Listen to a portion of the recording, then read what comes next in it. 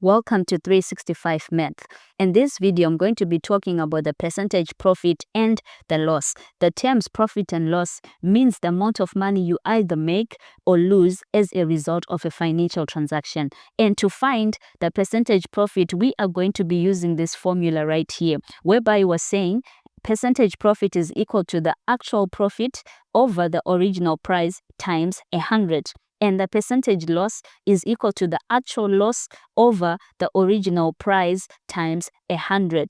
So I'm going to do a couple of examples for you to understand the concept. Number one, a car dealer buys a car for $500 and then sells it for $640. What is the percentage profit? So from the formulas that we have, we are going to say the percentage profit is equal to, we want the actual profit, hence we're going to say the selling price, which was 640, minus the buying price, which was 500, over the original price, which was 500, multiplied by 100. And from this we get 640 minus 500, we get 140 over 500 times 100. Then we're going to cancel the zeros, this 0 and this 0, this 0 and this 0, and we're left with 140 over 5, which gives us 28% as our profit. Number two, a carpet which costs $180 when new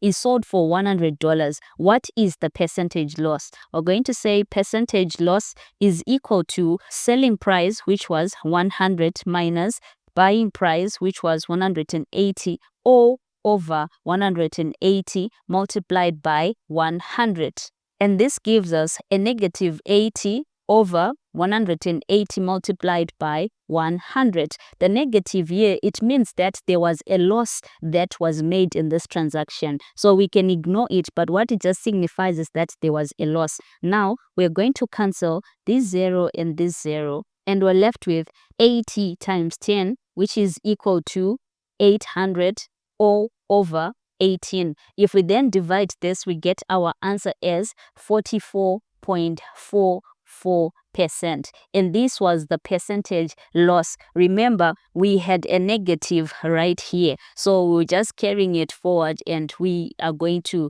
be left with a negative 44.44%, which means that we made a loss. Number three, when tax is added to the cost of lipstick, its price increases from $16.50 to $18.48.